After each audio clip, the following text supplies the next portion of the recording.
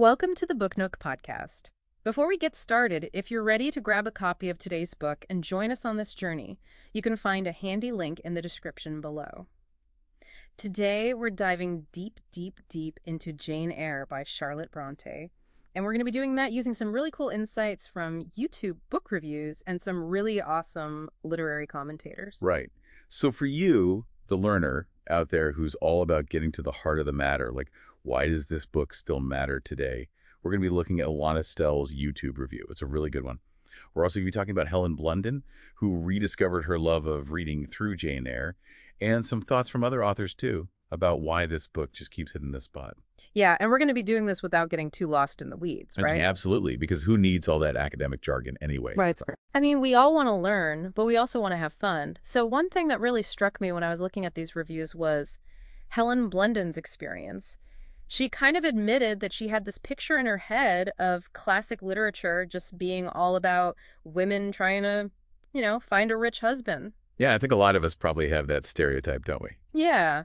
But then she was so pleasantly surprised to find that Jane Eyre was totally different. Right. And it's interesting, I think, how she pointed out that the book actually shows us all these challenges that women were facing back in the 1840s and how Jane was so different. Totally different. It kind of makes you think how many other classic books are out there that we're missing out on because of our own stereotypes. Yeah, exactly. So many hidden gems, right? And speaking of challenging expectations, I love Alana Stell's point that even though there's definitely romance in Jane Eyre, it's not just a love story. Right. She sees it more as like a coming-of-age story, almost a spiritual journey that Jane goes on. Yeah. I love how she makes that point because it really puts the focus on Jane and how she changes and grows as a person. Like, think about everything she goes through. She's an orphan. She's mistreated by her aunt. She has that tough time at Lowood School. And then she becomes a governess at Thornfield. Each of those experiences really shapes who she becomes. And those experiences really show how strong and independent she is. Like Estelle and Sarah Waters both talked about how much Jane values herself, even when the world is telling her she shouldn't. Yeah, exactly. Like that amazing line that Waters quotes, "Do you think because I am poor, obscure, plain and little, I am soulless and heartless, you think wrong?" It's like, wow. It gives me chills every time I read it.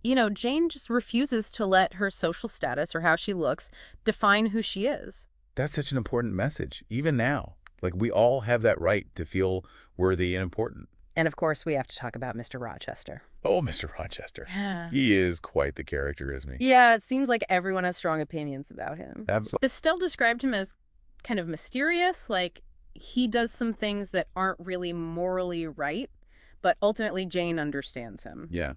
He's definitely not your typical romantic hero, that's for sure. Helen Blunden even said that at first she found him strange. Like, even a little creepy. Yeah, but then later on, she started to see how there was this equality between them. But then you got someone like Polly Sampson, who actually read Wide Sargasso Sea first, Right. which is like the story from the first wife's perspective. Oh, yeah, that's a whole other layer. Exactly. And Sampson had a much more critical view of Rochester. She really questioned his character and how he treated his first wife. It's interesting, right, how your own reading experience can really change your perspective. Absolutely. It just shows that their relationship isn't so simple. Like, there's all these layers of power dynamics, secrets, moral questions. It's really complex. It's not just a straightforward romance at all. And speaking of complexity, there's Bertha Mason, Rochester's first wife. Estelle had this really insightful interpretation of Bertha that I found super interesting. I'm curious to hear this. She sees Bertha as more than just the mad woman in the attic, She thinks Bertha could symbolize the passionate, intense sides of all the main characters. Like Jane and Yeah. Rochester. Yeah. And even St. John Rivers. Yeah. These powerful emotions that they're all trying to control. Wow, that's really fascinating. And she suggests that Bertha represents what could happen if those passions just, exploded and became unmanageable. It's really thought-provoking. It is. It gives Bertha a much deeper meaning, right? She's not just a victim or a plot device. She represents something much bigger, maybe about society as a whole. Yeah, and Maggie O'Farrell touched on that too, how Bertha's confinement is about more than just being locked away physically. It makes you think about the different ways people can be trapped, right? Exactly. And another thing I noticed is how Bronte uses Jane Eyre to critique the society she lived in. Like Estelle pointed out how aware Jane is of class differences. Yeah, and Helen Blundin talked about how the book shows how limited women's choices were back then, and how Jane really wanted equality in meaningful work. It's crazy how much that still resonates today. It is, isn't it? And the classic club review highlighted how Bronte explores all these big issues: race, gender, religion. And how Jane kind of goes against those traditional Victorian gender roles, Mm. even though she's a devout Christian. Yeah. And Blake Morrison even mentioned how Jane totally rejects the idea of women being subservient to men. He says she argues that women need to be intellectually stimulated and active in the world. Which was a pretty radical idea back then, right? Huge. It's amazing how ahead of her time Bronte was. Yeah.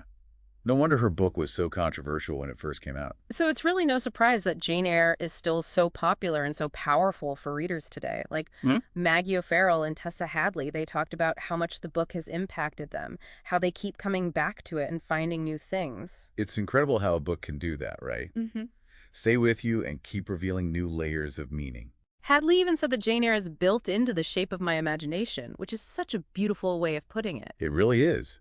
And Helen Blundin mentioned how reading Jane Eyre made her fall back in love with reading. Like it rekindled her passion. That's awesome. And you know, it's fascinating how we see all these different opinions on the characters and their meanings, like how we were talking about how Mr. Rochester can be seen in so many different ways. Yeah, and the different interpretations of Bertha Mason, too. It just shows how rich and complex the novel is. Like Estelle even said she finds new insights every time she rereads it. I think that's what makes great literature so great, right? It keeps us talking. It challenges our thinking. It invites us to keep exploring its depths. I couldn't agree more. So hopefully this deep dive into Jane Eyre has given you, the learner, a better understanding of its main themes and why people are still obsessed with it today. Yeah, we've covered so much. Jane's strength and resilience, the complicated relationships, the symbolism of Bertha, and the social commentary. It's all there. It's a lot to unpack, but it's so worth it.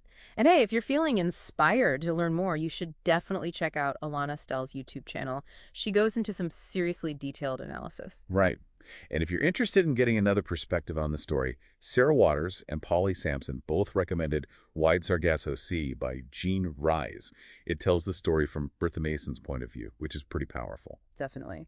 And before we wrap up, if you're loving these deep dives and you want to join us for more, make sure to hit that subscribe button and leave us a review. It really helps other bookworms find us and join the conversation. We really appreciate it. And now, one last thought to leave you with. Think about how the themes of seeking independence and yearning for true connection, those things that Jane goes through, how do those themes still resonate with us today? What challenges and hopes do we share with her? It's something to think about, right? It is. And that's it for this episode of the Book Nook podcast. Thank you so much for listening. Be sure to check out the link in the description to get your copy of Jane Eyre if you haven't already. Happy reading.